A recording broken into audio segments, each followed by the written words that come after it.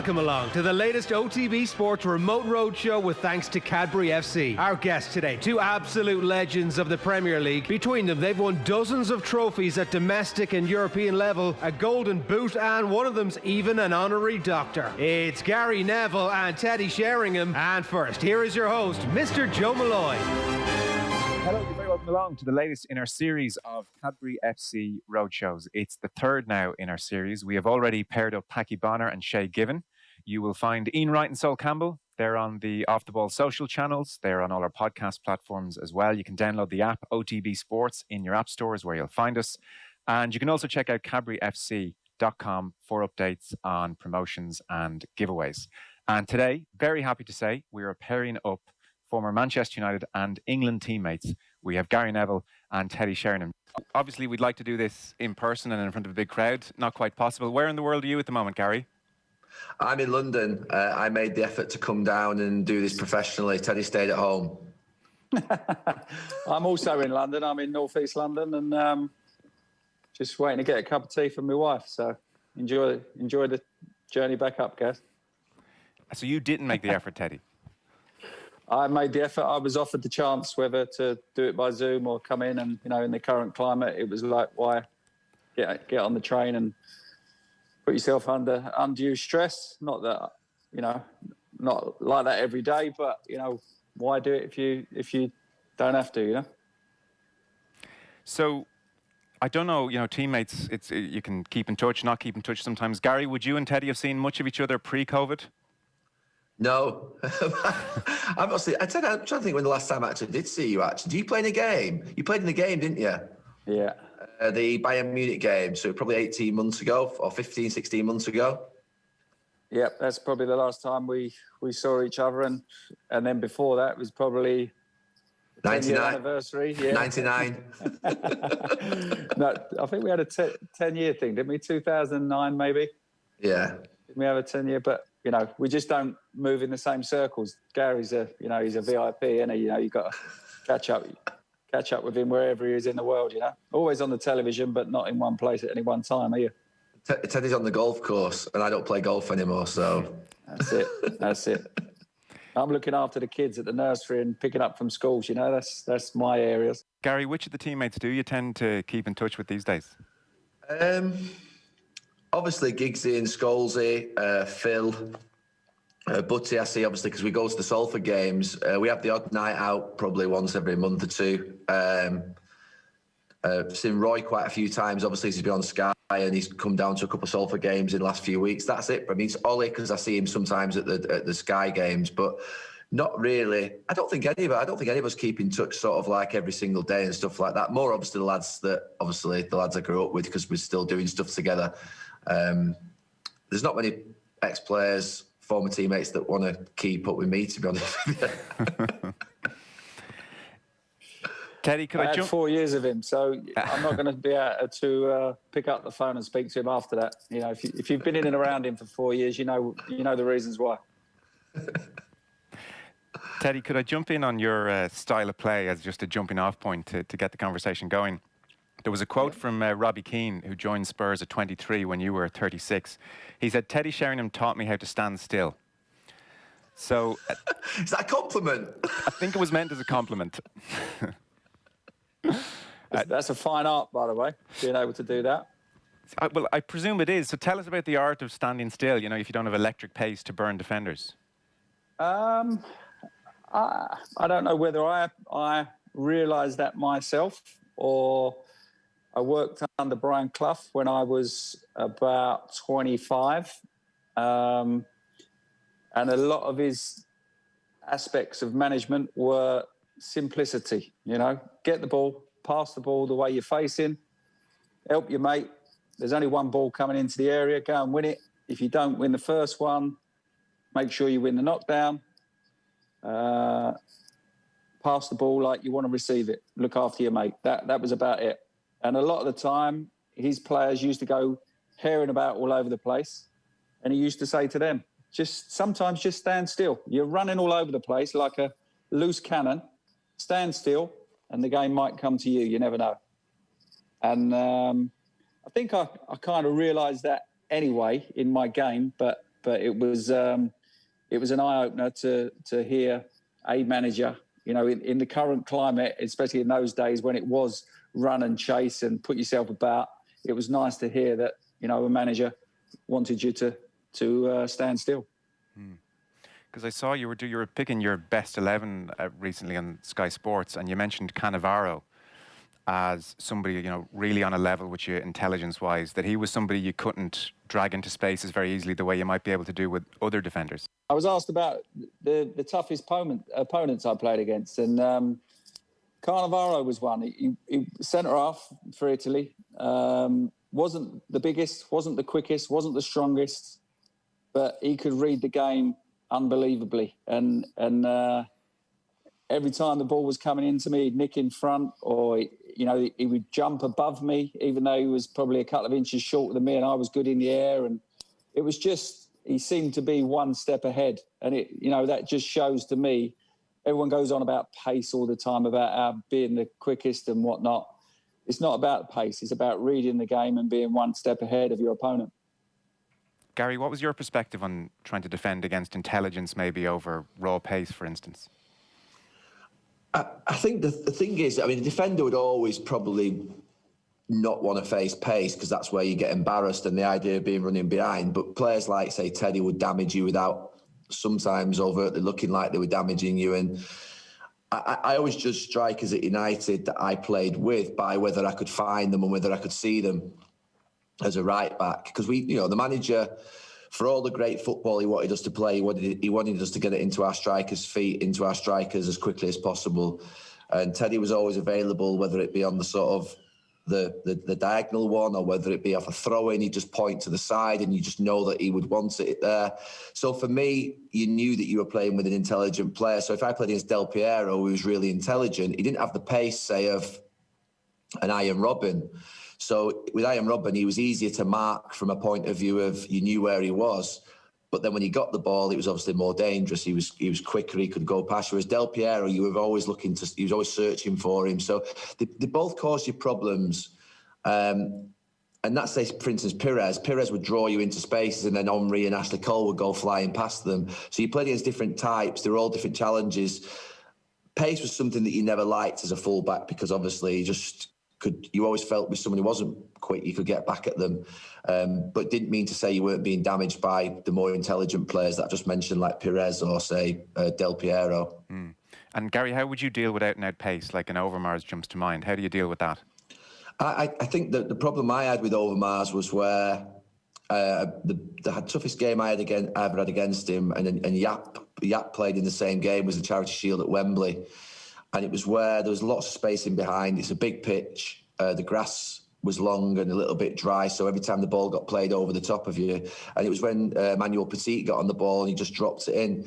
And it took me probably a year or so to work out that if we stopped Petit playing and if Bex got close to Winterburn really tight, that it made my job because against Overmars a lot easier. So you either do it that way or you just all drop off and then you go back and Bex comes back and doubles up. So it was one or the other. But for me, how I would play against pace is one of two ways. One, either get someone across to help me. So I'd say to Rio sometimes, or you're going to have to come across a little bit more today, he's quick. Or I'd basically say in front of me, get close to the ball, stop and playing it to him. Because if you get what he's trying to say is it was all about protecting Gary Neville. No, I had a theory right in a football match. You know, there were quite often that players would be quicker than me, certainly more talented, certainly taller. So you just had to find a way. You have to find a way to basically stop your opponent. That's it. And there was no sort of right or wrong way of doing it. Sometimes you'd have to get your... Arsenal, the classic was that Darren Fletcher would always play. He'd always play in that game to the right-hand side. He always played because we knew that their left-hand side was unbelievable. Teddy, you mentioned Brian Clough there. What was he like to play under? It was only just the 1 year, I think, wasn't it? Yeah, it was only 1 year. I'd just like to add a little bit on from what Gary says there. So he's defending against that art, right? When I used to play against defenders, it was like I used to ask myself the question, where does that defender not want to go? And a lot of the time, they don't want to come out of their hole. You know, centre-halves, in our day, my day, it was more about big, strong centre-halves that wanted good in the air, Didn't really want it in behind, but at the same time, they didn't want to come out of their holes either. So that was me wandering into areas to say, are you going to come? Are you going to come with me? Are you going to come and mark me, or are you going to leave me? You're going to leave me for the back of the midfield player. And as soon as they would say, yeah, he's coming into midfield, then I would wander back behind that midfielder onto the other centre half. And then the midfielder would be saying, you know, looking over his shoulder saying, here he is, he's coming your side. And before you know it, you're in a no man's land. No one's picked you up. And then that ball gets threaded into you. And then you turn in and you're off and running, you know. So that was, rather than being brute pace, my pace against them, I'm not going to win the race. So it's like, get another angle, stand still, wander into areas, see if they pick you up. If they don't pick you up, then you're off and running yourself. So there you go. What was the question about Cloughie? I think you only played under him for a season. Be curious to hear about that experience. Obviously, he's such a legend. Yeah. Again, I'd come from Millwall, and it was all about organisation, set pieces, who you're picking up, organisation from set pieces, what you're going to do on the ball, where people are going to be. And there was none of it with Cloughie. It was just get the ball, look after it, help your mate. And it was music to my ears, you know. I knew that was the first meeting I had before we went out. And I knew Des Walker from my younger days, and I just looked across the dressing room and went, is that it? He went, yeah. He expects you to know how to play. That's why he's bought you. Go out and play. And he shouted things from the sideline every now and again that you would listen to. You know, not barking out orders for the whole 90 minutes like some of the managers are now, but it would be a couple of sentences every 10 minutes, 5 minutes, you know, and then you knew exactly what he wanted from his players. Gary, how would that approach work in a modern-day dressing room, do you suspect? No, it wouldn't work. It definitely wouldn't work. I think I saw that with when I was in England for 4 years, that the players want an idea of what the manager and coach wants. They want it to be prescriptive. They want to know what they're doing on set pieces, what they're doing when the right back's got the ball, what's the shape when the keeper's got it, different solutions to how we play out from the back. They do want ideas putting into their heads and coaching, and I think that's where their sort of head coach, it was a managerial role 25, 30 years ago. Sir Alex wasn't too much different than what Teddy's just described. It was simple messages relating to probably principles like work ethic, or whether it be getting into strikers' feet, or whether it be dealing with an opposition player who was dangerous. It was principles that he would go through before the game. Very, very little around what would be the sort of stuff that you see now. I mean, I'm watching Arsenal again last night against Liverpool, and I know we've seen it now for 10 years, so it's not new, but it's mesmerising to think that the goalkeeper's got the ball on the 6-yard box and the centre-backs are actually behind him. And they're passing it back 10 yards to the centre-backs behind the goalkeeper. And I'm watching it again last night at home, and I'm thinking, yeah, we've got used to it now, but it still just sometimes catches me. I think, whoa, where did that come from? How can that be? You know, you think about how you play football 20 years ago, and you think about the things that we did, and it's a completely different game. And I think there are elements of it which are fantastic. The idea that in your box you would bring the ball down and play inside your own box and, you know, play 5-yard passes into your holding midfield player at the edge of the 18-yard box, that would never have happened. I would never have done that in any game of football that I ever played at Manchester United. And if I did and gave a goal away, I would be killed. And that's under the highest risk-taking manager of all time. He wanted us to risk all the time, but the risk came in the final third. The risk always had to come in the final third. So, to me, the players now are different. They want ideas, they want solutions, they want to know where the options are on the pitch in different moments in the game. And if you don't give them that, and I found that in Valencia to my cost, because I remember being asked all the time by the media over there and by the players, what's the idea? They used to call him Mister, because that's what they call the manager over there. What's the idea when the goalkeeper has it? What's the idea when...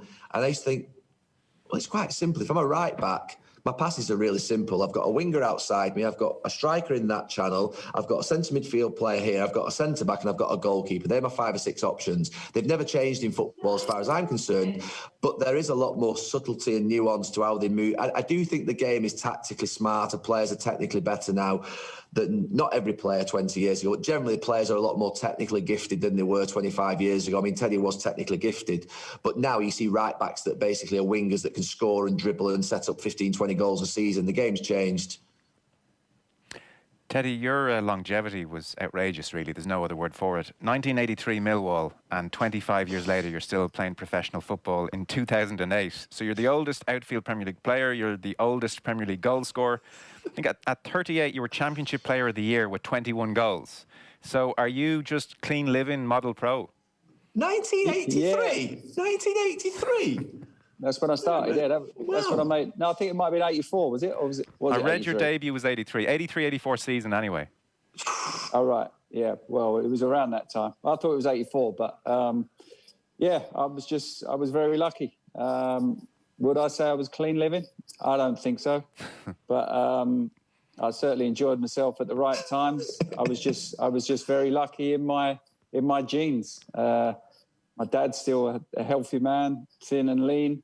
I don't carry a lot of weight, although the belly's coming on now. Didn't get massive injuries like the likes of Alan Shearer, having knees and ankle operations. Very lucky to avoid the big injuries. Touch wood, I hope they don't come now. And yeah, and the desire to carry on, really, to keep going and enjoying what I was doing. That was what it was about. I still enjoyed doing what I was doing 25 years later when I carried on playing. Joe, he wasn't clean living. He was cute. He was smart with it. Bex always used to get caught going down to London. What people didn't know is that Teddy was in his boot, not getting caught. He was the one that just get in the back, slide down on the back seat, and Bex snaps on the M6, and he's there in the back seat, lay down. No one sees he's there. Yeah, or let him drive in first, so all the cameras got him, and I'd go around the side entrance. Yeah, yeah. Both been on the M1 together. Perfect. Gary, you from a distance seemed like you were a model pro. Is that a fair assessment? And were you? Did you ever loosen up for a period, lose focus for an extended period as a pro? No, he didn't. No. There's no looseness in that man whatsoever. No, I think that's unfair, Edward. Really? No, I think that's fair. If you think about it, I would always say that there's the right time in the year for us to go out. So we'd always have a really good team day out in pre-season. We'd always have a good Christmas party, and then we'd always have a really good party if we won the league. And then, to be fair, I would go out the odd time. But if, let's say, we didn't have a game for 8 days, I'd go out on a Saturday night. But I would never take a risk with the professionalism, because, to be honest with you, if I stood in that tunnel, forget having a drink on a Thursday night or on a Wednesday night. If I thought that I hadn't eaten enough carbs on a Friday, or if I thought that I'd not slept enough hours, or if I thought I'd not even put my tuba grip on the right way or my shin pad on the right way, my head was messed with. So I had to basically feel like I'd done everything right as I stood in the tunnel to be able to go out on the pitch and say, right, I've done everything right, I'm comfortable, I can go out there. Whereas obviously someone like Teddy was a lot more relaxed. I mean, Teddy used to walk on the coach, and it used to really annoy me. At like 30 seconds to the time that we'd be leaving, and I'd be sat there like, what's going on? Come on. I mean, there's no need. I used to say to Teddy, actually, I reckon he used to sit in his room. Let's say we were leaving at 1 o'clock. I reckon he used to sit in his room till 12:58 watching his watch, thinking, 12:58, 30 seconds. Yeah, I can leave now. You know what I mean? Just get down there 5 minutes early. There's no. He was always on time, to be fair to him, but it just completely different mentalities. But all the lads in the dressing room were different, and we would enjoy ourselves at the right time. Live and let live, Gaz. It's like, you were you, I was me. I wasn't that case at all. It was like I knew that I had to leave at 1 o'clock, so I would have my shower, get ready. I knew that I was timing it just right. So why go and sit on the coach for 10 minutes when you can sit in the room and watch what's going on and prepare in your own manner, and then you get to where you've got to be with the right timing, not 10 minutes early or 10 minutes late, but the right timing. Gary, that mentality, was that ever I don't want to say grind, because I guess you're playing for Manchester United, and it's, it's such an amazing thing to do, but a bit of a high wire act. You're always on, I guess. Do you feel, looking back, maybe it impeded your enjoyment in any way? You could have been a better player, enjoying it a bit more. I don't know. There are a few things I think now. It's definitely the reason I retired, because in the last couple of years I got bored of it, and I've never gone back to a football ground or want to go back to a training pitch. The second I left the training pitch, when I went to see the manager on January 2nd, 2000, I think it was 11. I never wanted to go back on a training pitch ever again and play football, and I've never, to this day, I don't miss it at all, because I think it was too much. It was too regimented. And then there are other things. When I watch some of the lads now, like Trent Alexander-Arnold, or even say Patrice, when I was towards the end at United, I do think I'd placed more. I wish I'd placed more of a expectation on myself to go and score goals, to go and affect the game in the final third, be a bit more free. But I always thought, to be fair, you've got Teddy Sheringham there, you've got Andy Cole there, you've got David Beckham there, you've got Cristiano Ronaldo. I just literally think that, and it's still the right decision to give them the ball. But actually, I think there were times where I could have done more. Even taking penalties is the one thing that I think, why didn't I? I never had a shot in my life hardly in a game, or ever took a penalty in my life in a game of football. But when I look back now and think in 4 tournaments, and I think, should I have took a penalty? Should I have been more free and more relaxed around these types of things? So there are things I think about, but not regrets, just things I think that because of the way I was, that, that's probably why I finished so early. The reason he played till 42, because he was relaxed and chilled and just turn up every day, wander in, pop it off to a side, lay it off, chest it there. Whereas I was better. You sound about you wish you was a bit different. I don't think you can change how you were as a player. I mean, every time you got into a shooting position, it was a big thing for everyone concerned, when it was like, go on, Gaz, go on, he thinks he's going to score. And you kind of knew you weren't going to score because of your man. Same as me, if I found myself like in a left-back position and the winger happened to be running at me, like the ball's come out from a corner, you all push up and I'm in the left, and I'm like, if you knew what was going on in my brain then with a right winger going at you, you're thinking, oh my God, don't push it past me and just run, because I'm just going to get absolutely rinsed here. And you just think, you just get yourself in positions on the football pitch where you don't put yourself in that sort of climate, because you're not good at it. And you're underestimating the way you were as a player to everybody now, but everybody knows that you were a fantastic player in your own right, in the way you played the game and how you defended, because that was the name of the game for you in that particular period of football. The problem was, Teddy, that when a right or left winger got the ball running at me, I used to think the same as you as well. And they used to rinse me. You should have come and stood up front next to me then. Out the way. There's no respite at all. It almost sounds not quite, but close to like a mental burnout as much as anything, Gary, at the end. You never stopped loving football, though, I get the impression, or stopped watching football. No, and to be honest with you, I didn't really even want to go into head coaching. I didn't want to go into coaching. I have no want or willingness to want to go down to a training pitch or be part of it at all. It doesn't do anything for me anymore. I think it's just because purely, you're right, I'd got to that point where I'd done it for 25 years or 22 years, and I just had enough. And like you say, very different. And so, Giggsy was a similar type of personality to Teddy, in the sense that really professional, looked after themselves, but was quite, wouldn't put pressure on themselves. I didn't feel, they of course put pressure on themselves, but if you said to Giggsy, if the manager said to Giggsy, you're playing in 10 days, Giggsy would take it easy for 3 days in training and build himself up to sort of a programme that would get him ready for 10 days. I think Teddy would look after himself in such a way whereby it wouldn't always have to be at 100 miles an hour, everything that they did. He felt that they could step down, step back up.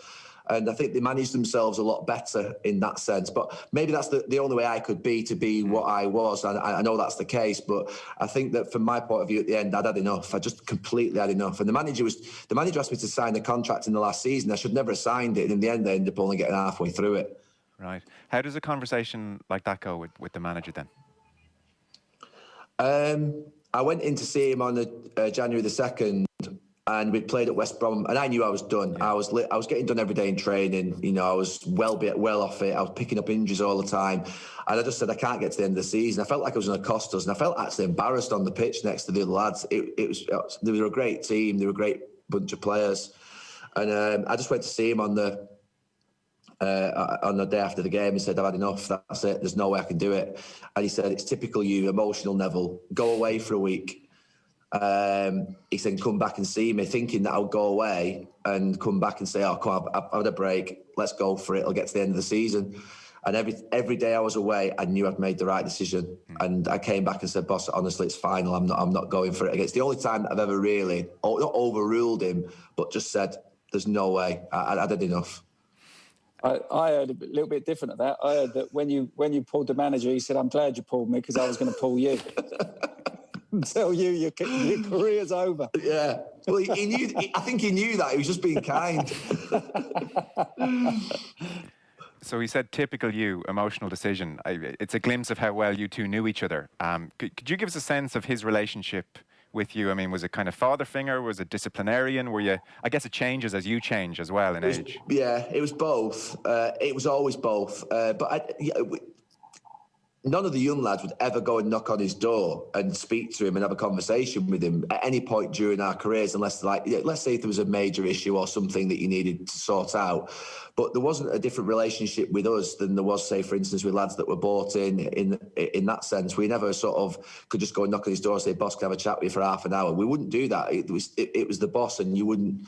Any knock on his door had to be really serious in our view. But towards the end, he did sort of with me, Scholesy and Giggsy. I'm sure after I left with Scholesy and Giggsy, he would sort of talk to us about certain things once, twice, 3 times a season that he felt he just wanted to sort of sound us out on what's happening in the changing room or something. But very rare. He didn't. We never compromised the fellow players in our changing room, and he would never compromise us in that way either. It was just a normal relationship. He probably spoke more to... I'm trying to think... I think he would have spoke a lot to, say, for instance, the lads like Cristiano and Nani and Anderson, lads who really needed looking after, who needed to sometimes go home because they were a bit homesick or something, not to us. Mm. And was he the kind of person that you would go to with, and I'm not trying to pry at all here, but in general terms, a personal problem? You know, was he someone you'd go and sit down and say, yeah, X, Y, and Z's happened? Yeah. Oh, no, if something went wrong, I'd go to him. If something was big and had gone wrong with one of the lads, or... if there was an issue on a team night out, yeah, definitely, 100% you'd go to him then and he'd sort it out. And he'd always have sympathy and look after us, I think, at that point. So, no, you could always go and see him about a major issue. Even if it was a contract issue or it was something that you were dealing with, you'd always go and see him about those types of things.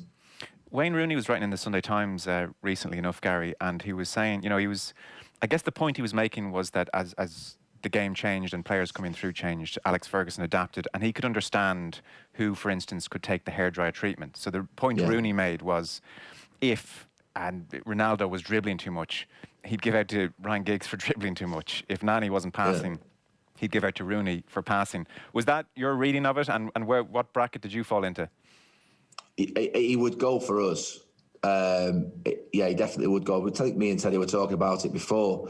You know, Teddy joined at 31 and probably never experienced, you know, the hairdryer from Sir Alex in his time at the club. Whereas we would get it quite regularly because, yeah, he would maybe be sending a message to us because we'd always known it, and we actually sometimes needed it and wanted it. You know, you'd thrive on it, you'd sort of lift your game off it. He knew how to get to us. And then obviously on the other side of it, he would be sending messages to other players in the dressing room that, you know, this is the standard that's expected. So I think, yeah, he would absolutely be like that. And you know, Wayne would be one that would get the hairdryer treatment, definitely, because I think he could take it. Certain players could take it. They'd been used to it. We came through sort of at the end of what would be the changing of football, sort of Premier League starting. So we still lived in a dressing room of what would be still traditional habits. Teddy, your arrival into this dressing room, so it's 97, 98. You're off the back of however many great seasons. The Independent had the headline, because Eric Cantona had obviously gone, "The King is dead, long live Prince Edward." So this was kind of the atmosphere you were going in on. Roy Keane wrote, "Teddy arrived for training, first day at the club in his red Ferrari, every inch the confident Londoner." Is that how you felt as you walked into that dressing room in the first couple of weeks? Yeah, without a doubt, I felt like that. The best manager in the country, or maybe even the world, wants you to sign for this fantastic club. How could you not feel confident about that? If you want to look at it on the other side, you're replacing Eric Cantona. Whoa, big deal, or let's put pressure on myself. But I'd got into the England squad, kind of replacing Peter Beardsley, fantastic player. I joined Tottenham, replacing Gary Lineker. So all those different moves you make during your career, you can put the pressure on yourself and say, wow, what a player he was. Look who I'm replacing. Am I as good as him? Geez, question mark yourself. Or do you say, Terry Venables has bought me for Tottenham. The England manager's put me in there, and Sir Alex wants me to play for his great club. Let's take the positives out of this. Let's go out there and enjoy what you've done for the last. By the time I joined Man United, for the last 25 years of my life was playing football, practicing, making sure that I could play the right pass, shoot the right shot at the right time. Let's go and do it on the biggest stage of all. And how Sorry, Gary. It's the first time we'd ever seen a red Ferrari in Salford, or our training ground. Even had a private number plate, Ted, didn't you? No, I didn't. Did you not? No, I thought you did. I'd actually been away to Miami before that summer, before I joined United, before I knew I was joining United, and rented 2 Ferraris for me and my mates to drive around in Miami for a couple of days. And loved it so much that when I got back, I thought, I'm going to get a Ferrari. And if you're going to get a Ferrari, you've got to get a red Ferrari. And then the move came about that I was going to United. And it was like, oh, am I going to turn up like that in a red Ferrari? And it did raise a few eyebrows, especially the way Sir Alex kept these boys under wraps. But it changed the scenario, I think, in that car park after that. There was a few more Ferraris over the next couple of years, I know that. Scholes and Butty wanted to key it, and Bex wanted to buy it. It wouldn't have surprised me if Butty did down the side at some stage. Yeah.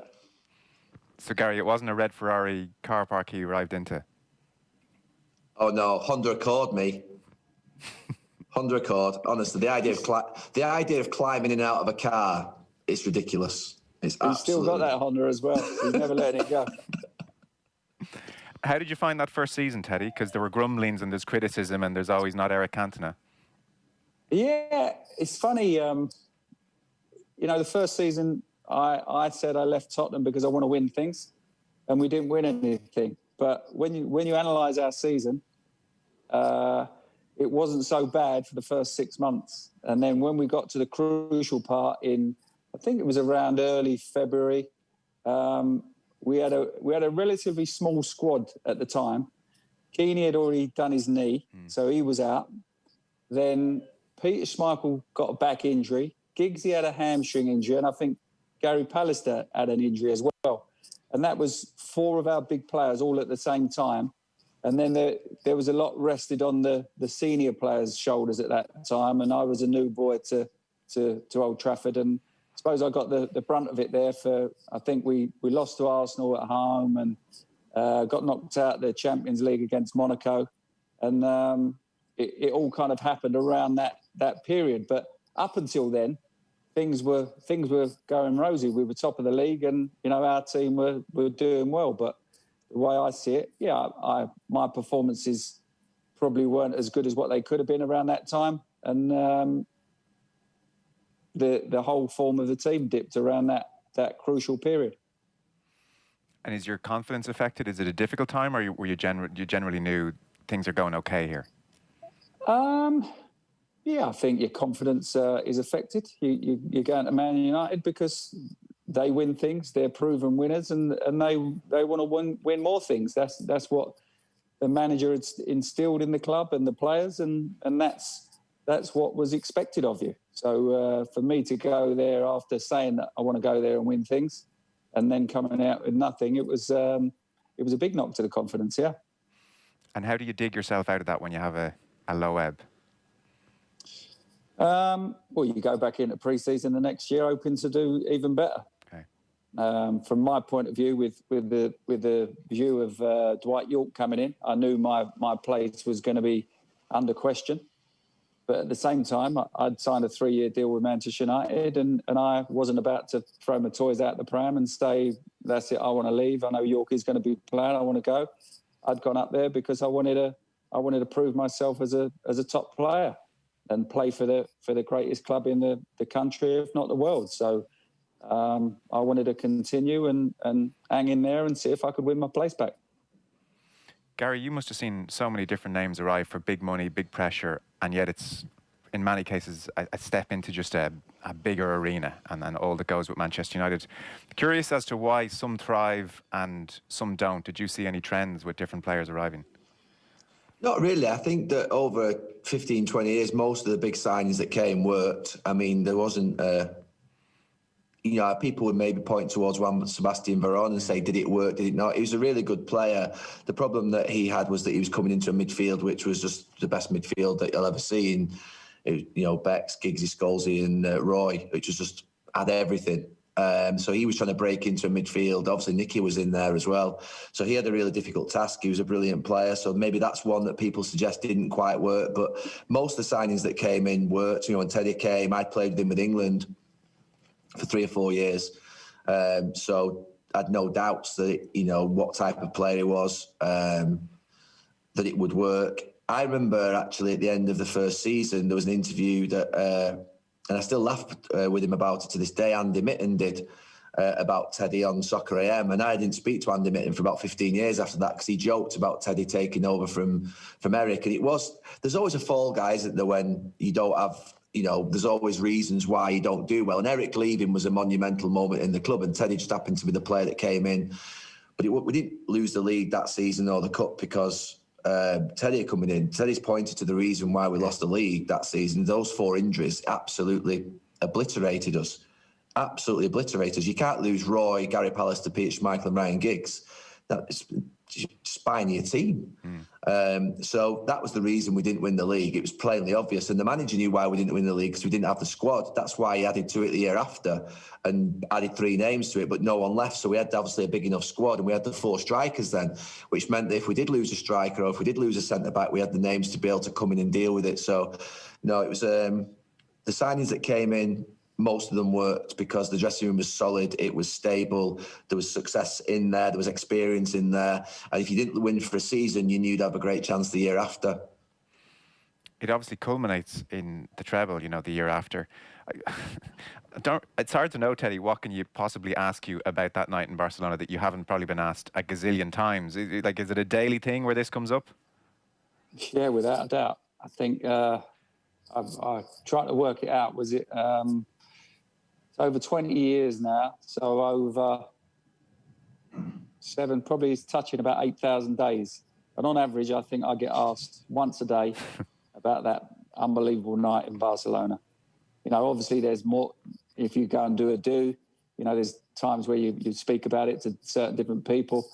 But on average, once a day, someone will come up to me and say, God, do you know where I was when you won that in Barcelona? Or I was there, I was right up the top, and what scenes. And, just reliving that moment, for me, is what football's all about, and what joining a fantastic club like Manchester United and having the chance to play on the big stage and have memories that go back 21 years, and still people want to come and tell you where they were and how they enjoyed the moment. And, it's just fantastic little spine-tingling memories every time someone comes and tells you. It never gets boring. So we know where you were for the goals. Gary, what was your vantage point on them? I was obviously it was set pieces, so I was just back. To be fair though, on the first one, Teddy's, I'd just taken the throw-in the left corner, and then I got the corner, and then obviously I wandered back to the halfway line and did what I did for basically about 15 years, which was watch what was going on, and just it was euphoric. The first goal and the second goal, it was just like something that I've never experienced. I don't think any of us will ever experience in our lives before it or after it. Yeah, I can imagine. Do you remember, Gary, was there a massive anguish over the fact that you're missing your entire central midfield before that game? Was there a doubt at the back of your mind, or still very, very confident given everything which had happened that year? No, we were confident still. I mean, we knew it was a blow, losing those 2, Roy and Scholesy. But actually, I was more disappointed in the game because the thing was we lost our shape. You know, I'd lost Bex on the right-hand side, Giggsy was there. So on the left-hand side, Dennis has lost Giggsy. And it was a team of balance. You know, we knew the balance of the team was really important. We all knew what each other was going to do. So even though I'd obviously witnessed Giggsy and played with him for 10 years, I didn't play directly with him. So the relationship on the right wasn't the same. The relationship with Dennis on the left wasn't the same. And it was only when, for me, Teddy came on and Bex came to the right-hand side, and all of a sudden we just started to get a couple of crosses in and a couple of things started to happen that were interesting, and you thought, something's just starting to happen. Even though they were still dangerous, the patterns that we sort of had established during the season were there, and you felt like, right, we've got a chance. In the last 10 minutes, we were getting close. We were starting to have little moments of things. There were little flick-ons into the box. Teddy was starting to just do little things, and Yorkie was still on the pitch. So there were things in that last 15 minutes that happened. We did miss our midfield because for 80 minutes, I thought we were really poor, and we did lose the balance, I think, in our team to what we'd been playing all season. Mm. That partnership with Beckham, can you give us a sense of how, you know, so you're obviously very, very close friends as well, and maybe that's a part of it, but it was telepathic probably early on, given the hours and hours and hours. How did you work it out between you? It was just telepathic. It got to the point where I knew it. It got to the point maybe where perhaps the opposition in the end knew what we were going to do before we got it as well. But certainly in around that sort of 96 to 99, we were catching a lot of teams out in Europe purely through me being a decoy. You know, he was the best passer and deliverer of a ball that I've ever seen. You know, I look at De Bruyne now and I think he's similar. Just in that right channel, even feeding it into the striker's feet was unbelievable. And then your runs would start. Because once you get it into the striker's feet, you were in business. Because then the centre midfield players are running back, the wide players are running back, that they're disorientated of where they are on the pitch. You start to make basically your runs forward. He'd get the ball, I'd go around him, he'd get a yard, he'd cross it. Or if the left back started to go close to him, he'd pass it back, pass the left back to me. I'd stop it and then roll it back to him for him to cross it. And you couldn't stop it. You just couldn't, you literally couldn't stop it for about 3-4 years. And it was telepathic, but it's the same, I think, with everything. I knew what Scholes was going to do. When Dennis had the ball and he was about to pass it into Scholesy, I knew my run had to start because I knew full well he'd look over his shoulder and then that switch was coming to Bex and I'd be on my way. And it's the same probably with Teddy in terms of the sort of movements of where he was going to be, if I was going to hit the second striker in particular. There were patterns that you just established. And interestingly, in that game we played 18 months ago or 15 months ago, the Treble reunion game, those patterns were still there. In that game, they were still there. You still think, you know, that's what you do when you're playing with these players. Was it surreal to watch your best friend or very close friend, not that any Man United player is anonymous, clearly, but was it surreal to watch Beckham become this phenomenon, like in fame terms? It just... I don't know really. I don't. Yes is the answer. It is now when you think now how big he is in the world. But you know something? He always when I joked before about the Ferrari, he always had in his mind that he had to be the very best at everything. He had to set a standard. He had to set a trend. So if it was either his hair or it'd be fashion or his car, you know, we all got given club cars at the age of 18, 19. I swapped my Prelude, which was a sports car, for a Honda Accord. Scholesy and Butty kept the Prelude, but he actually added leather and the Bose speakers to his and made it the best Prelude in the car. But, you know, so he always had that sort of edge whereby he wanted to be a star and he knew he wanted to do things beyond football and beyond United. And I look back now, at the time I was disappointed when he left because I thought United would always be there for him. But when you think that he played for Real Madrid, Paris Saint-Germain, AC Milan, LA Galaxy, and you look at the experiences he's had and who he's played with, there's no doubt he's done the right thing because he's absolutely got an unbelievable, it's what an experience he's had just by being bold enough and courageous enough to do the things he did and leave United, which none of us would ever have done. We'd never have left our home city, our hometown, but he loved United, but he knew that he had to basically experience the world.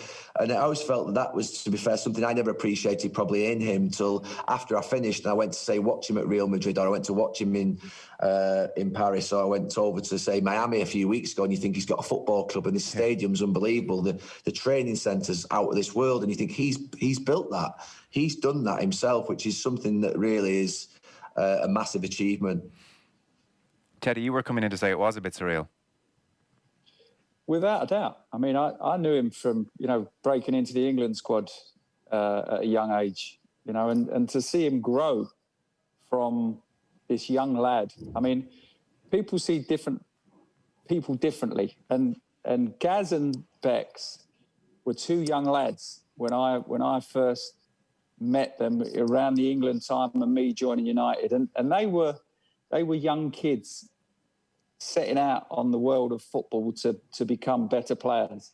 So to see him not outgrow United, because you can't outgrow United, but to see him go on to bigger and better things than United, and then to just be, not just European-wide, but worldwide, globally, that he is a star wherever he goes, is just ridiculous, really. That young boy from Chinkford that would just go on to the world stage as if he owned it is just... I know people have got to come from somewhere. Everyone says, oh, this young lad from where, or this little girl from there. You've got to come from somewhere. But for him to go on to become this world icon is, once you've been around him as a young boy, it's quite surreal, really. Yeah. When I look at him now and I think, do you know something? He actually, even if you go to his house, the design is immaculate. If you just think about, the clothes he wears or the design of his house or the way in which he looks, he just, to me, he's like, he's got immaculate standards, and that was in his football as well. The way in which he struck a ball and pinged the ball, the technique was just perfection. It was like, most football players can ping a ball, but when some players do it, it just travels in such a way that looks absolutely perfect. And his technique and the design of his game, design of everything that he did around him it's incredible quality and talent he has. And even to this day, when you see him, he mesmerises you really in what he does. Yeah, without doubt. And you mentioned in the cup final there, the Champions League final, we definitely... I know he wanted to play centre midfield more often, didn't he? But when you took him off that right side... I wouldn't say right wing because he wasn't a right winger, a right-sided midfield player. When you took him away from that area, we lost something massively. And when England played him in central midfield, we lost something massively because he had a way of just feeding the ball in or curling it or bending it or drilling it or chipping it. He could do everything with that right foot. And you know that if the defender was stopping one pass, he would be able to find you with a different pass. Or he would look at you to say, do something else because I can find you somewhere else. And it would just, that, like you guys said, that last 10 minutes of the final, oh, hold on, this is where we work from on this right side. And things came from there. If memory serves, I think you tried to shove him off that free kick against Greece in the last couple of minutes at Old Trafford. Yeah, so...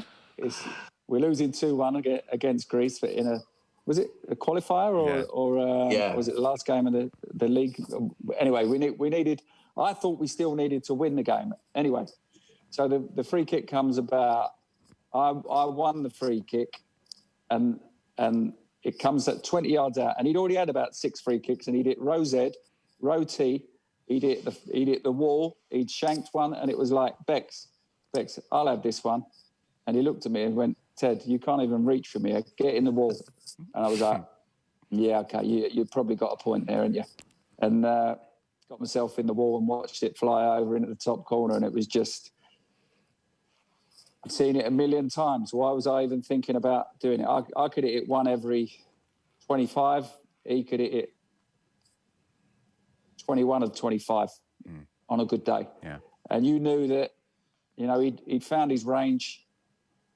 If you want anyone on a free kick like that, leave it to him because you saw him practicing every day for that moment. That's what he did. He was our free kick specialist at the time. Let him on it, and what a way to get through to the World Cup. Yeah, Gary, just the last one on him. I mean, it was such a different time even, but remember, he wears a sarong and it's like front page news and. Maybe because of the way it ended, you feel at some point he started on a collision course with Alex Ferguson, who didn't like everything that went with the fame. Was there an atmosphere in the dressing room of, here, pull your neck in, the hair and the building of the brand? Like, that's not what we're about. I'm thinking Roy Keane and others, There was at the time there was that, because he was tweaking the tail of the tiger, basically. He was. You knew that if he wore something, or if his hair was slightly different, or if he wore a cap in a team meeting. But you know something? You think about individuality. The real problem, I think, that the boss had was that it was because it was one of the young lads. So, for instance, if it had been, say, Eric Cantona, or sometimes Dwight came in wearing a cap, or maybe Teddy had a Ferrari, that was okay because they'd been brought into the club and they were sort of different. Because he known Beck since he was 13, there was almost like this parental thing that sort of like he was going rogue. He wasn't. He was the most hardworking, disciplined, professional, loved the club, was obsessed with football. But he wanted to do some things outside of, he was completely different than me. He was completely different than Scholes. He was completely different than Butty. Completely different than other lads in the changing room. He would wear different things, but he was always like that. And I think that, to be fair now, we'd see it as individuality. We'd see it as character and personality, the ability to be able to do something that's different. You don't want everybody to be the same. So I think there was just a clash, maybe, that just purely down to the fact that the boss saw him as being, his boy from that he had in the change room at 13 when he used to come to the games and with his dad and his mum. And when he's 23, 24, it's different. And Bex was growing up, and I think he always wanted to go and play at Real Madrid or Barcelona and just great clubs in Europe as well. He always wanted those experiences. So I think it worked out for both in the end. But I think that the respect there was enormous between them both. And it was just a case of, like, say, sometimes I'd be sort of there thinking, oh, that's going to annoy the boss. And you just know it was coming.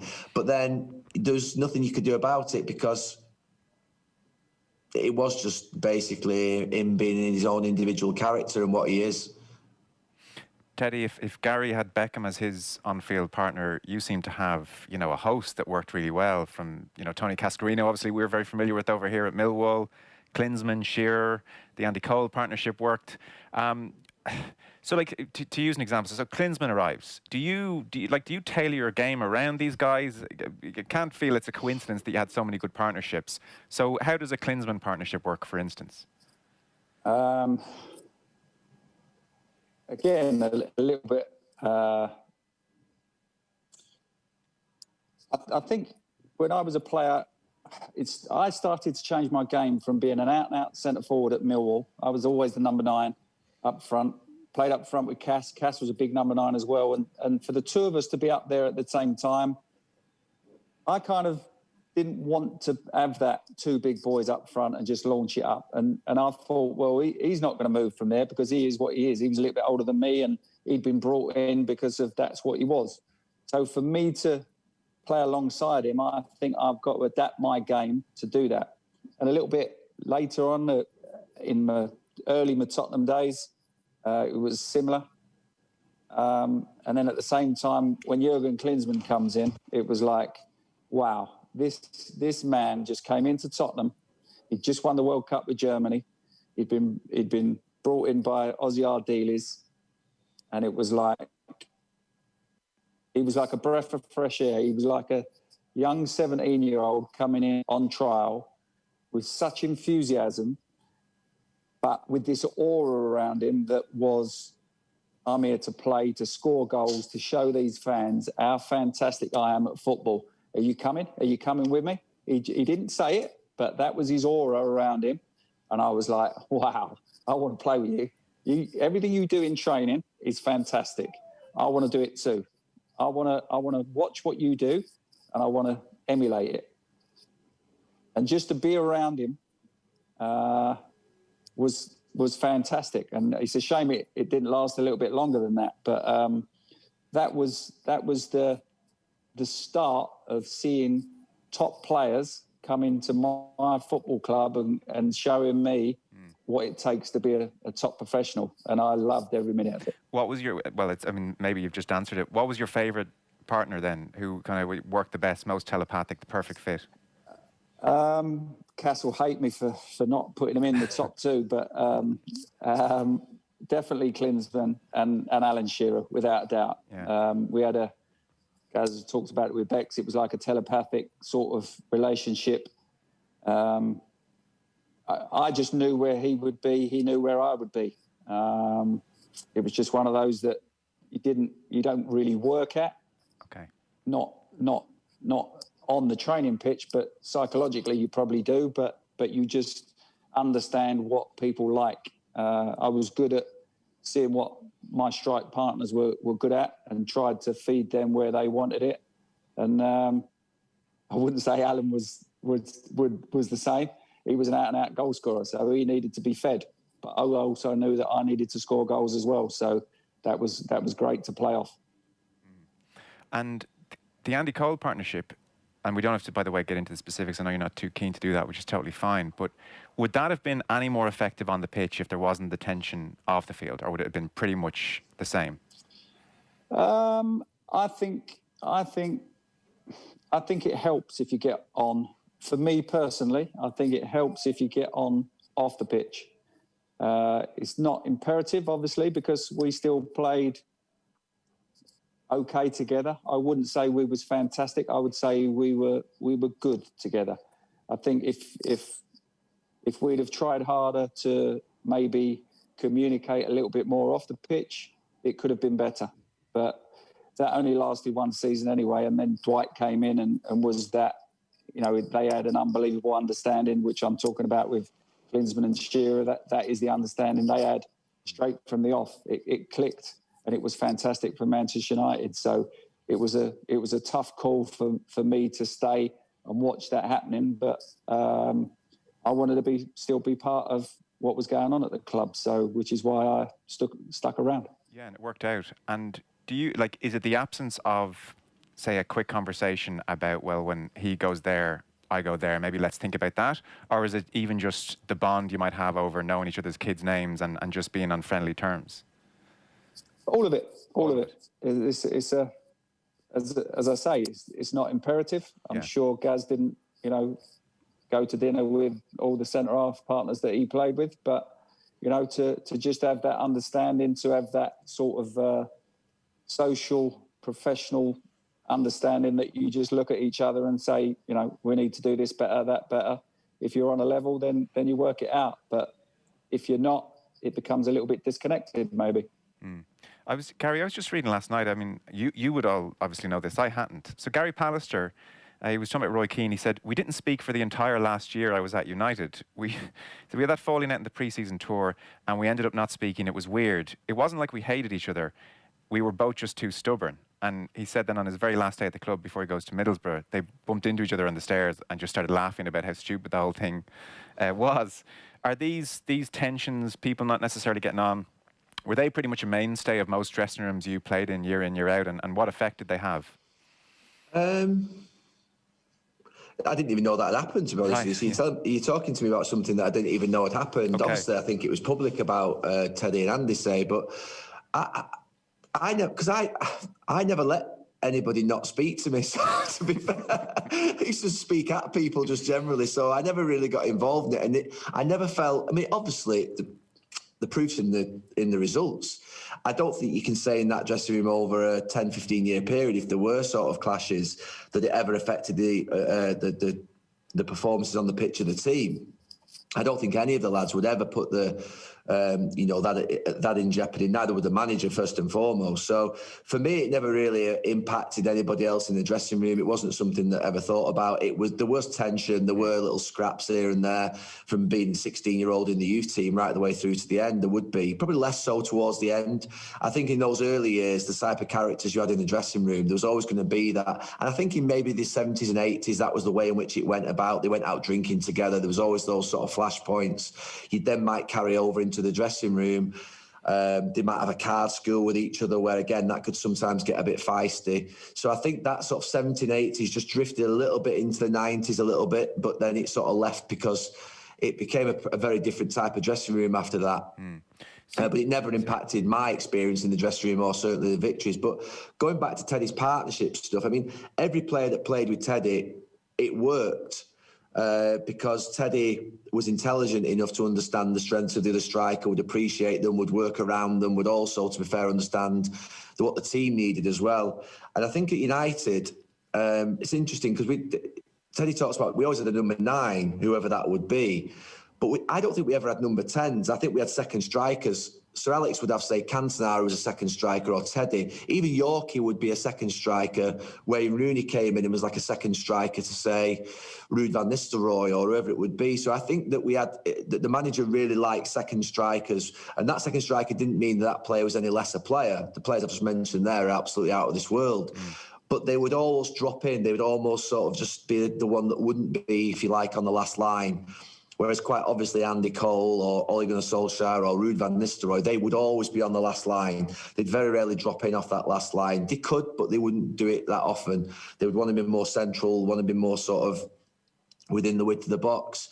So from a point of view of playing with England with Teddy, then playing obviously seeing him at United, but series of partnerships, the partnerships that we had at the club always worked because there was always a second striker who would drop in and around that number 9 that would make it work.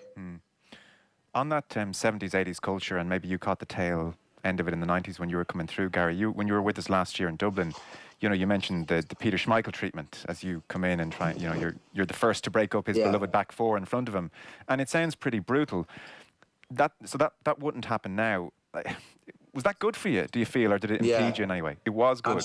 I'm so glad that I went through the sort of tail end of that, what would be the Wednesday, Saturday, Sunday, what I'd call sort of culture of going for a beer. They all went for a beer. It happened when I first got into the team.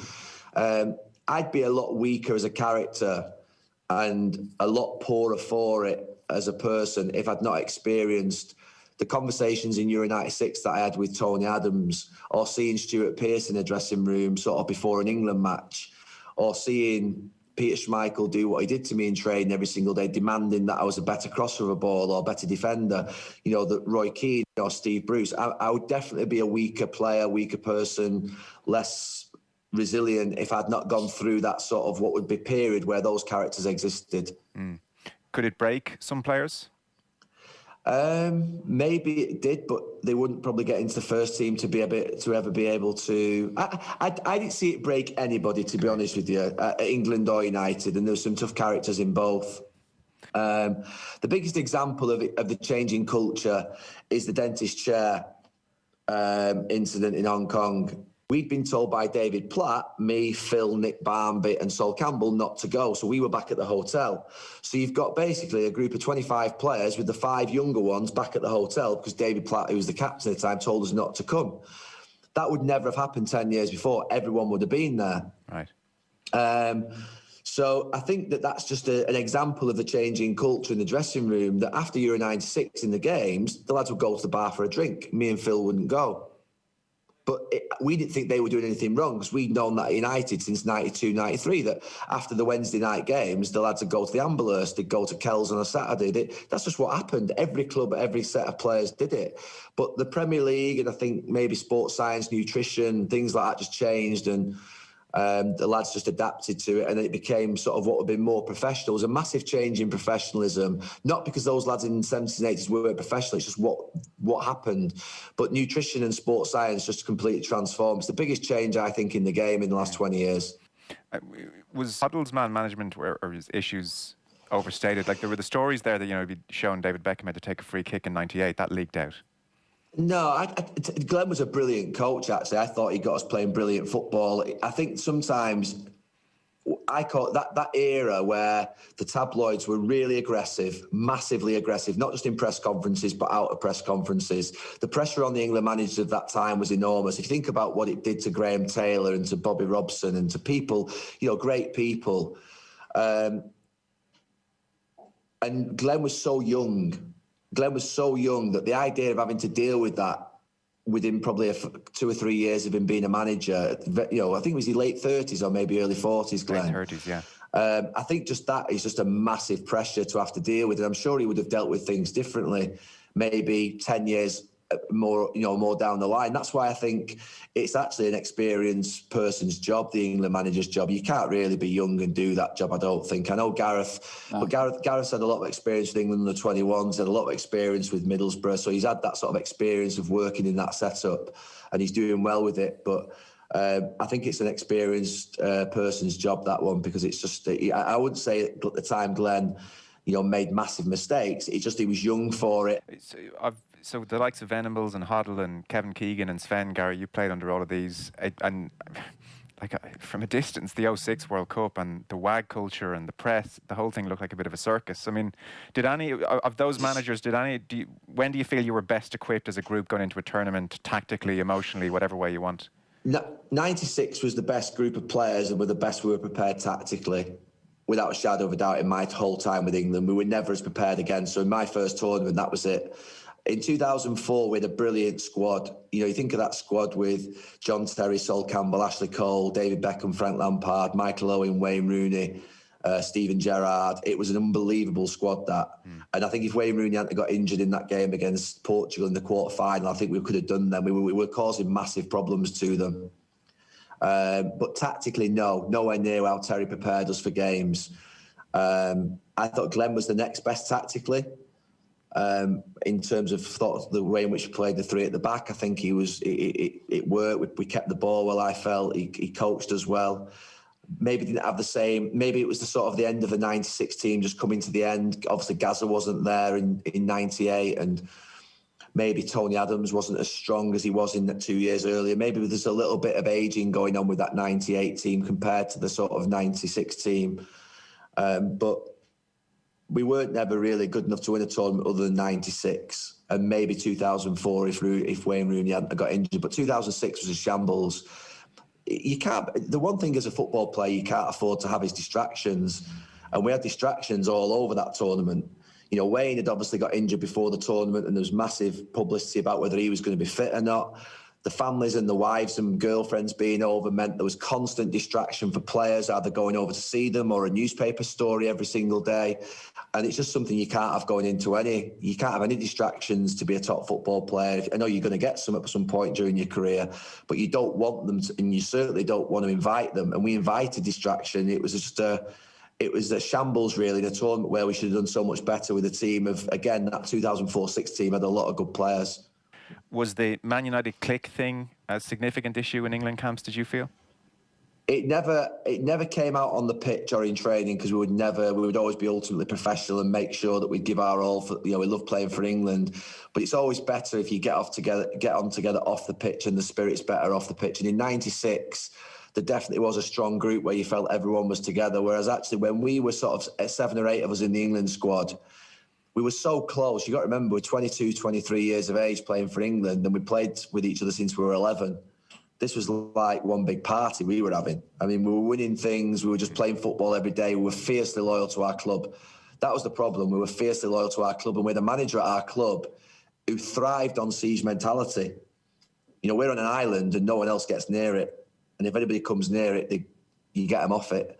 That's not wanted. So you're almost in that way. You're switching on from a Sunday night you've played, say, for instance, in London against Chelsea, or Arsenal, you've had a big battle against them, and then you're meeting up on the Monday lunchtime or the Sunday night at Burnham Beaches or the Grove or wherever it was to basically meet up with the players that you've been programmed to dislike. You were programmed to dislike these players, these teams. If you were a youth team player at Manchester United and you lost against Everton or Liverpool or Manchester City, it's a massive problem in your life. That is how you're built that way. So the idea that you then go and all of a sudden hiya mate, you all right? Yeah, how's things going? What we're having for tea tonight? Should we sit next to each other? It's difficult to be able to sort of take that. And that was the challenge, the off the pitch stuff. But on the pitch, I think we were professional and we'd work hard together and we'd, look after each other in tournaments. But there was always probably that edge there, that underlying element of, we're going to be doing each other over in a couple of weeks. Do you suspect it's still there, Gary? No, I don't think it's there now. I think the edge has gone. I have to say, once you finish playing football and you go and sit in that TV studio or you go on that coaching touchline, I think, to be fair, you just mellow completely. Sorry, I should have phrased it differently. Do you think that with the current England team, I know you were in relatively recently. No. I think I think it's completely different. I think that I don't think the rivalries are there now between the clubs and the managers. There's an element of, Sir Alex had some big rivalries that then, to be fair, almost exacerbated the problem, really, because it then meant that that filtered down into the changing room.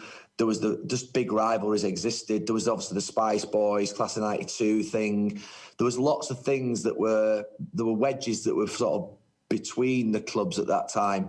Whereas now, a lot of these lads, I think, are really good mates. You can see it when they play with each other. They've come from the under-21s.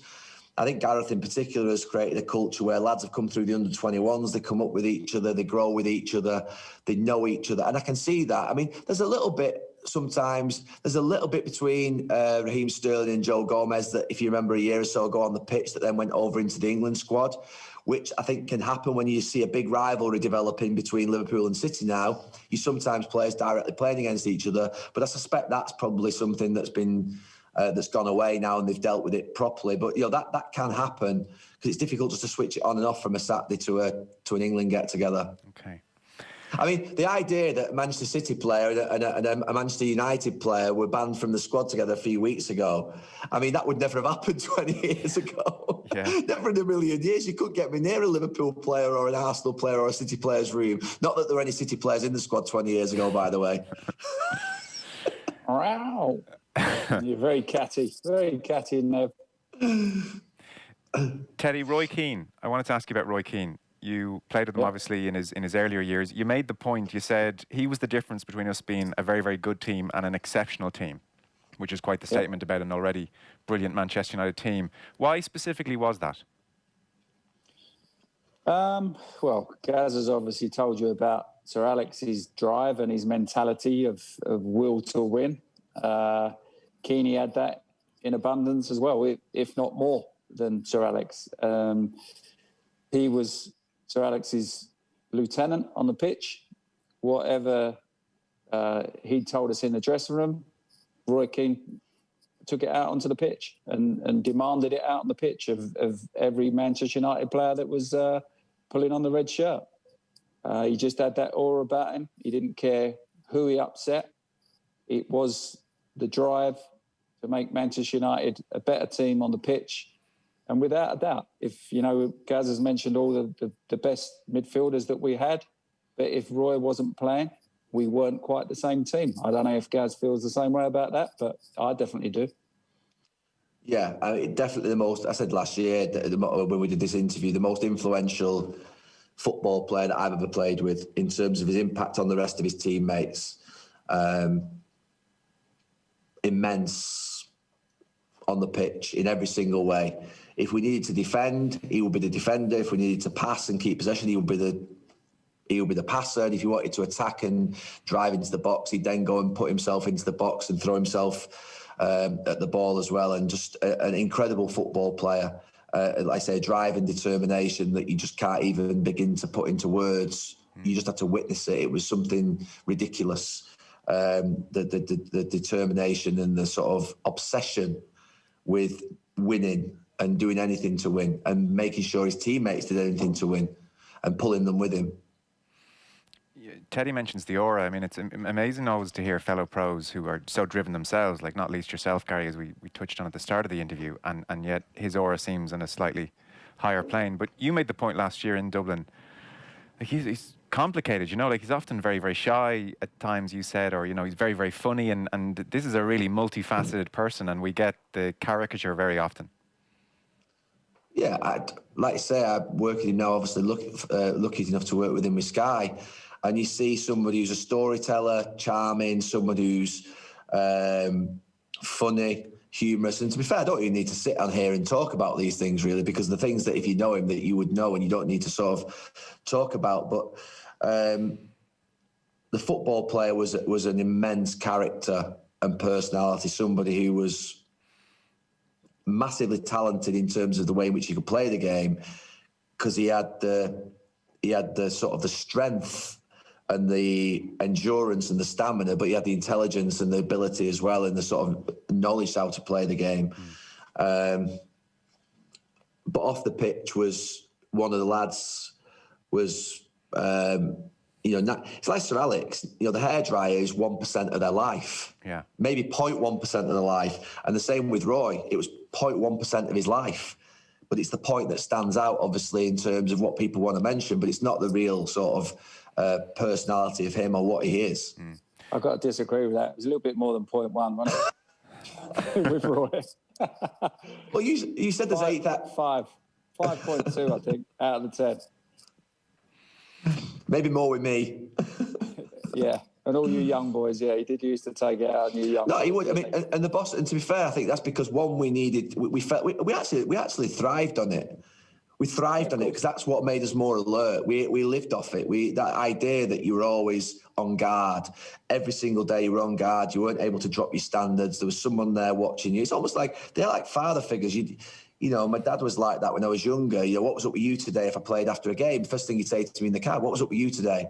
They'd be his words. Right. And you knew that you were going to get a grilling on the way home as to why you weren't at your best, why you weren't playing well, why didn't you do this? And that's what you need. The element of, it's not being stressed, it's being stretched.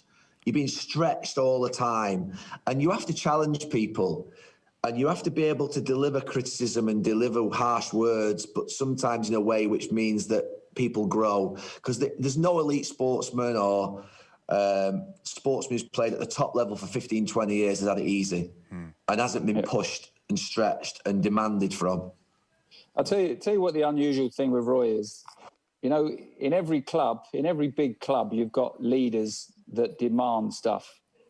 He didn't care if you hated him, whereas a lot of leaders want to be loved as well at the same time, and they want to go out and have a laugh. But with Roy, that wasn't the case.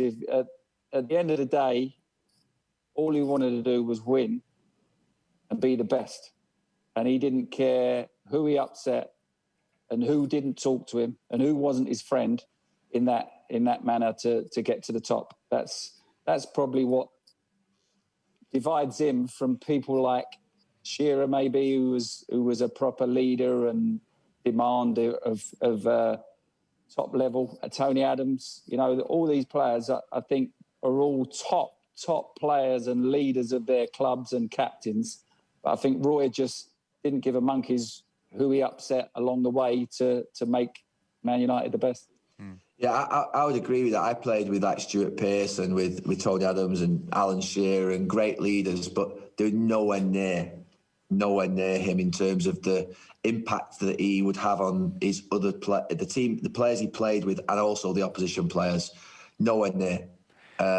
He was a different level of captain. Someone that I got the captaincy when he left.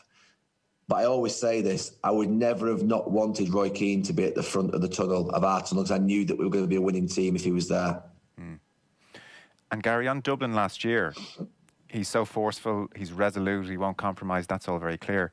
Would you have said after him about any issue we discussed that night, geez, you don't help yourself sometimes, because you're not soften that 10% for me? No, I don't think. I mean, I would speak to him about it, but not in a way. He's fully aware of everything that he's doing. He's smart, he's intelligent, he's been on the telly, he's done interviews for 10, 15, 20 years. I remember after the Bayern Munich game that we lost, I think it was 2001, and he was really critical. And I remember that interview.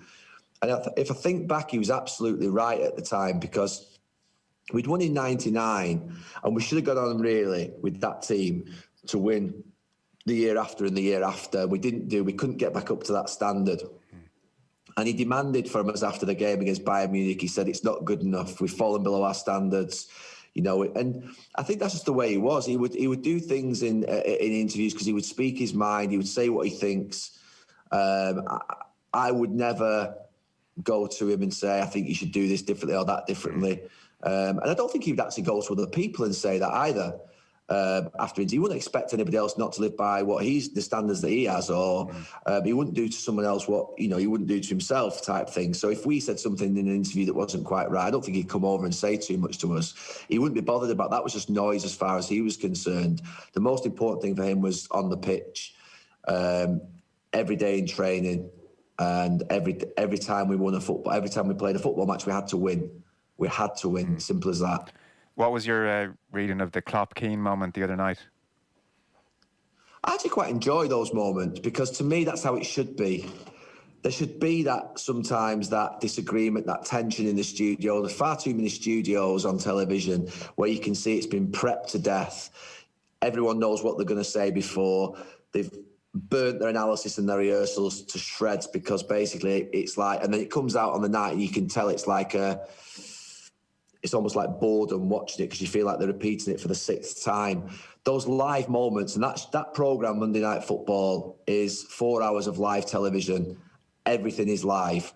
So that is why I say it's the most demanding programme. That's why it's the most difficult programme to do. But it's the programme, actually, that you get those moments of tension most as well. You think that the idea that it's just there, it's happened, it's someone reacting to another, and you haven't got time to plan it. And there, to me, when you get the best moments in television, when you haven't had time to plan it, you don't know the questions, you don't know what's coming next, you don't know what he's going to say.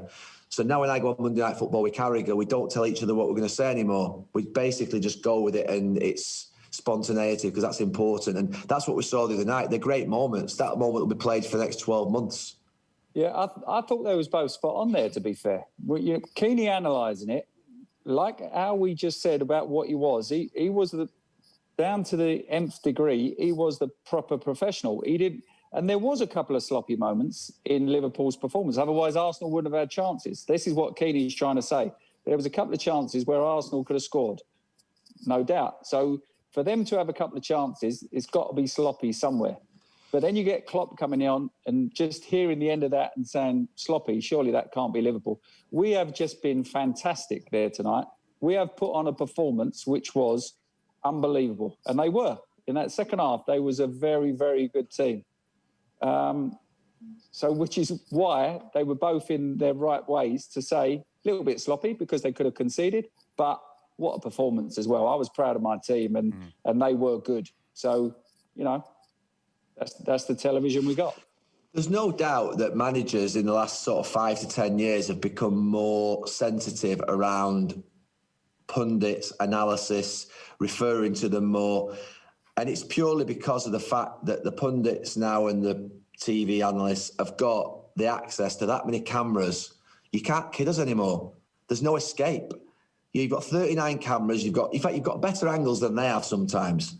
There were times I remember in my first few years at Sky where I sometimes would speak to an analyst that I'd worked with at United, and I would be telling them stuff, and I would be showing them stuff that I can see on the camera angles that we get that they're not getting. Now, they're getting them all now because obviously they've invested in the technology. They've all got the cameras. They've all got the sort of data and everything.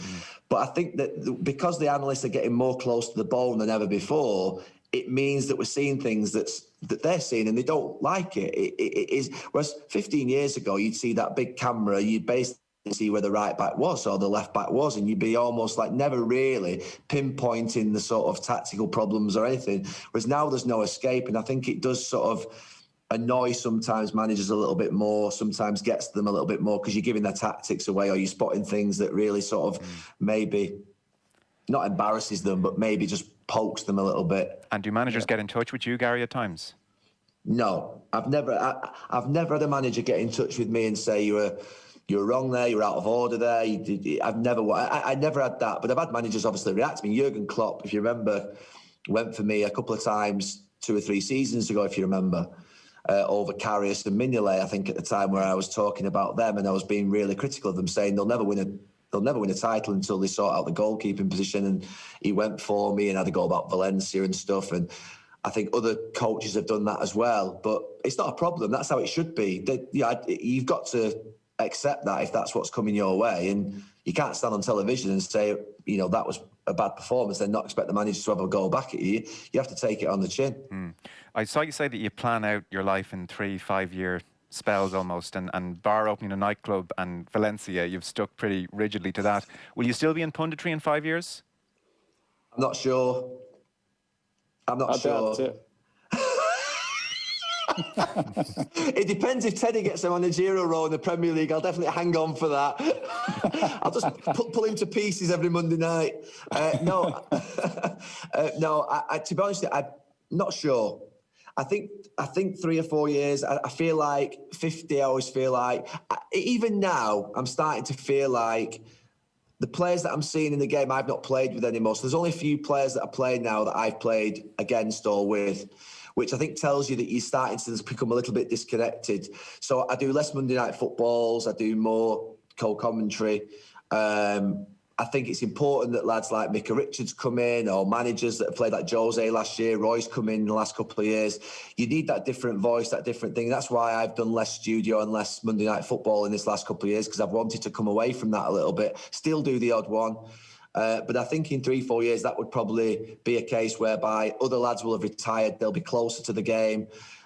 They'll be nearer to the players that are playing. They'll be more relevant. And I think it feels to me like this could be sort of last 3 or 4 years. I don't know. That's how it feels. Yes. I don't normally like to kiss your ass, Gaz, but like the way Andy Gray was on television for a long time, probably 20 years with the start of Sky. I think if you're saying that other people were going to come along and be as good as you, I doubt it very much. I think you're very, very informative. Hurts me to say it to your face, to that. And I hope you don't give up, because I think you're very, very good at it. That's the first compliment I've ever had of a teammate, actually, let alone Teddy. Never again. Enjoy the moment.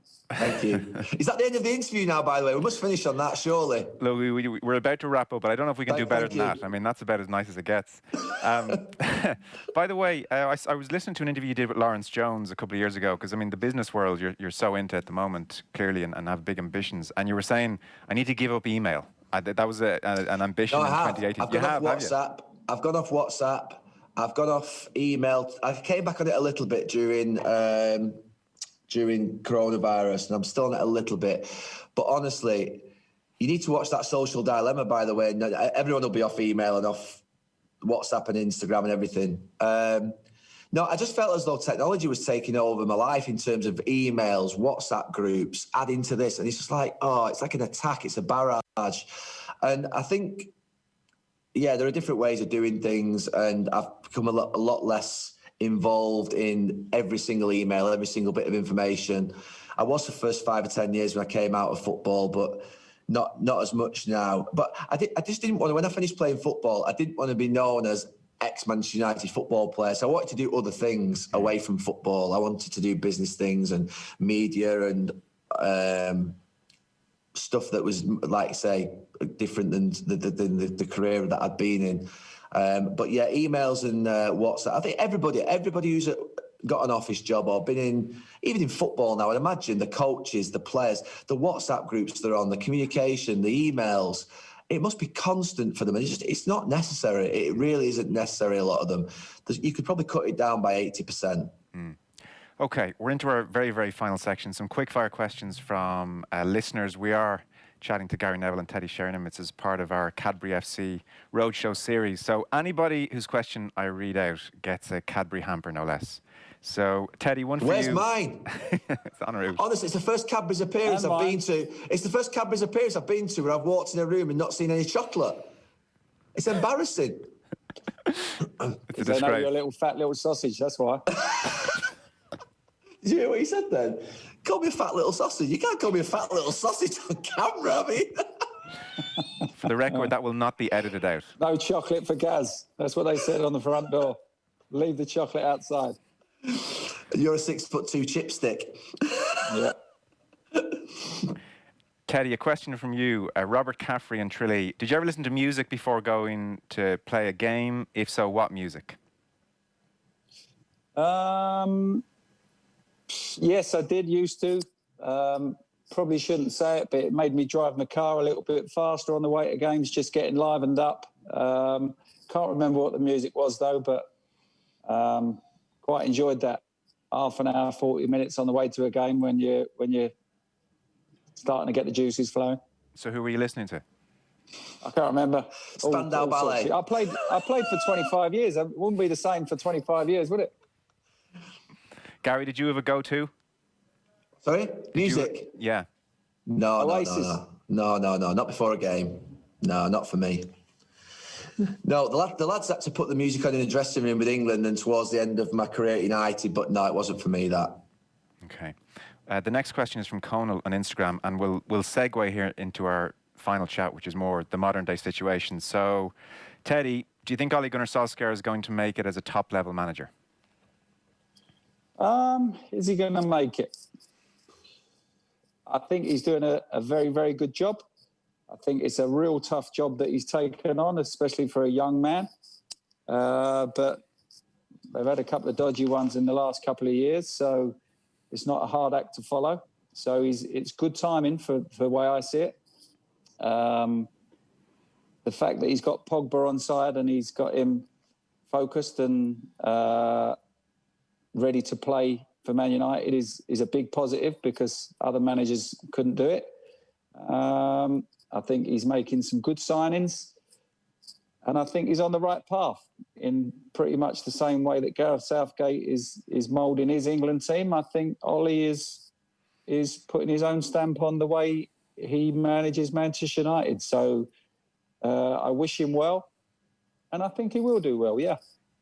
Gary, you've been very consistent for a number of years now that there needs to be a reform on the football side of Manchester United above the manager. Recruitment, again, has cropped up this transfer window.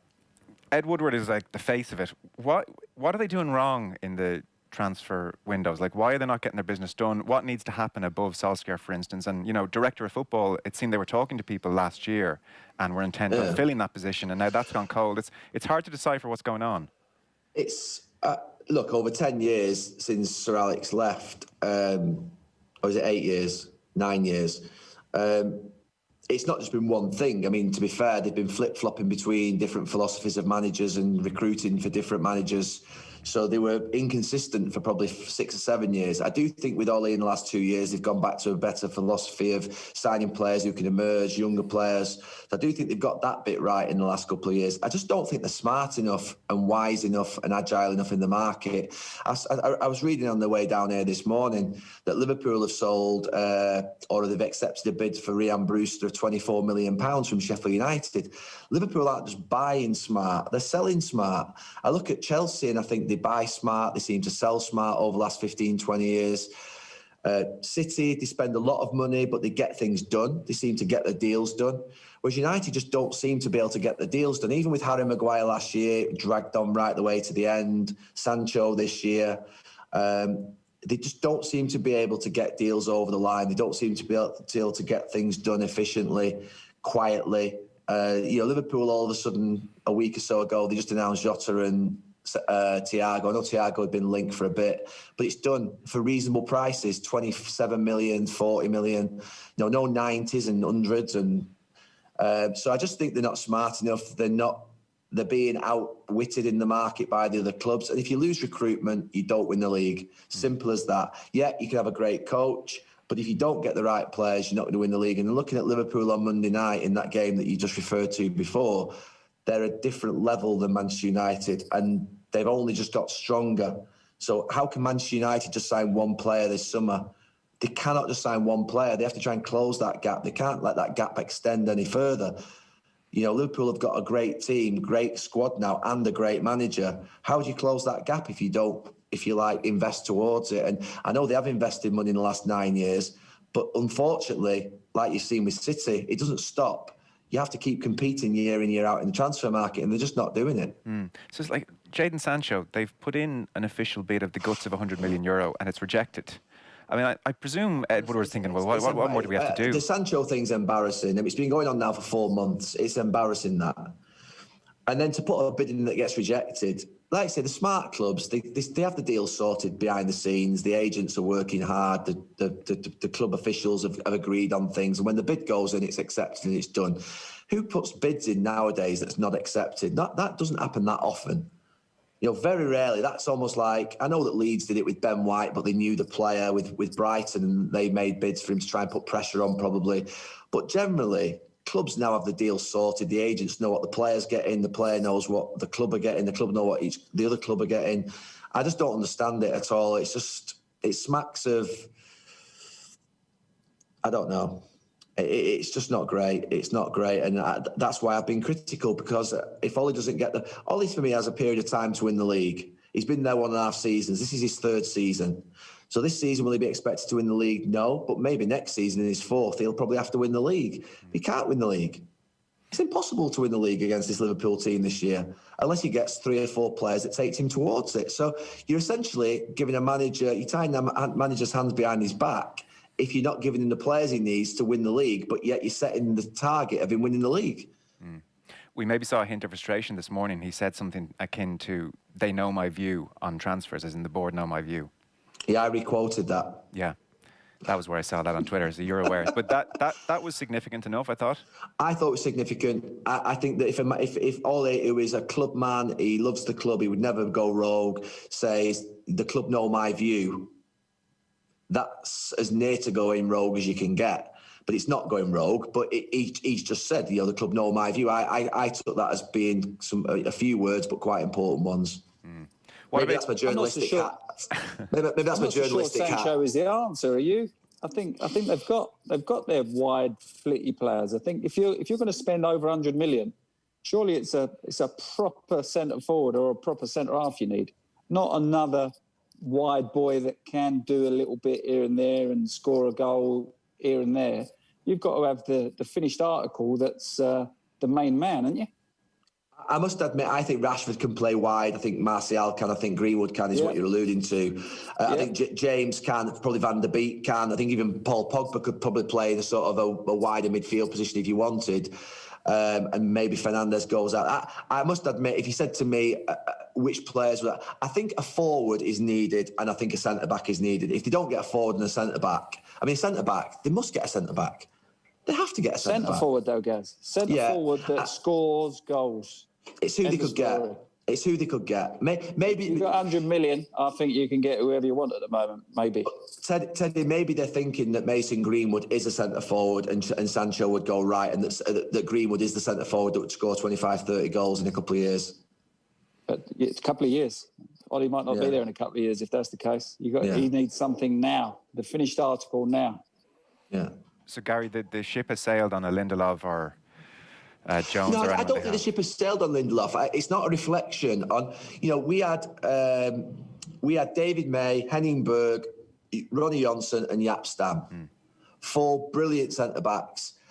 This idea that you sort of dismissing Victor Lindelof just because you're signing, let's say Virgil van Dijk, we're not obviously, but let's say we're signing Virgil van Dijk and he partners Harry Maguire. You still need Victor Lindelof. You still need Eric Bailly. You still need 4 centre-backs when you're playing 60 games a season. So this idea that we sign a centre-forward and it's the end of Martial, it's not the end of Martial. It just means Martial's got competition. It means he's got support, whichever way you want to look at it. So I don't see this either-or situation that exists when you want to sign a good player. Do they need somebody who will come in and start those games alongside Maguire? They should try and improve the starting 11. You're right there. Players that are signed should not be squad players. They should be players who go straight into the first team. They don't need any more squad players. They've got those. Teddy, it's looking very much like Liverpool are going to win this league and comfortably at that. Well, after 3 games, you're saying that? Do you disagree? No. I make you right. You only have to look at Liverpool and you look at the teams over the years, over the last 20, 25 years, and they are very strong at the back with a very good goalkeeper, solid in midfield, and players that can change a game up front. That's Liverpool at the top of the list. So I don't see anyone else other than Liverpool winning the league this year. Gary, I don't suspect you disagree. I actually said City before a ball was kicked because I thought City would respond. I thought Pep would respond. I thought they would do more in the transfer market. But seeing Liverpool against Chelsea and Arsenal live, and then seeing the fact they got Thiago and Jota added to that squad, I've changed my mind, and it will be Liverpool. I'd be amazed if it wasn't. Okay. Very, very last question to you, Gary, with your right-back hat on. One of the debates in Irish football at the moment, we have, and it's rare for us really, we have Matt Doherty and we have Seamus Coleman, and we've lots of big games coming up. How do we separate those two? What normally happens is that the manager will fudge it and create a system to get them both in. No, historically, you've seen that with players where you've got 2 in one position. I mean, Gareth's got the same scenario with England with Trent Alexander-Arnold and Kyle Walker in a way. He got around that by playing 3 at the back, and Kyle played as a right centre-back, and then maybe Trent could play as a right wing-back. I mean, Trippier did it in the last World Cup, but it would be Trent Alexander-Arnold now. Maybe could Doherty play as a right centre-back? He's physically quite strong. He's quite quick. Could he play there? Don't know. Yeah, our new manager Stephen Kenny is fairly wedged to a back four. A flat back four is how he's going to do it. So it looks like it's one or the other. Yeah, he's a little bit too forward thinking, isn't he, to be a centre half? I would think. Yeah, Doherty's more of a forward. He is better going forward. I don't know how you do it, to be honest with you. I mean, you just have to. I mean, yeah, it looks to me if he's not going to play three at the back and then sort of fudge that right sort of centre back one for one of them, which you can do. There's no doubt you can do if you've got. Gone are the days where you need to be a 6'3" right centre back if you're in a back three. You know, you can be probably Seamus Coleman even in a back three. So for me, he could play a back three and get them both in, or he could just. The old route would be to shove one further forward and play. You know, Jack Charlton would have played Seamus Coleman right back and played Doherty higher up, and basically had two fullbacks on that side. Nick McCarthy put Doherty on the wing ahead of Coleman in one game and said afterwards that didn't work. That's not going to work. No, it won't work. You're going to get a pretty ugly performance because you basically lose balance. But it can, if you want to go rigid somewhere and go 4-4-2 and be a little bit sort of a throwback, you could do it if you wanted. But other than that, you just have to select one. Okay. Gents, thanks so much for your time. It's been brilliant. It's been great spending time with you both. With thanks to Cadbury FC, part of a roadshow. So, cheers, Teddy, listen, great to have you with us. Thanks so much, Teddy. Thank you. Send the hamper, please. Thanks, Gary, thank you. All right. See you later.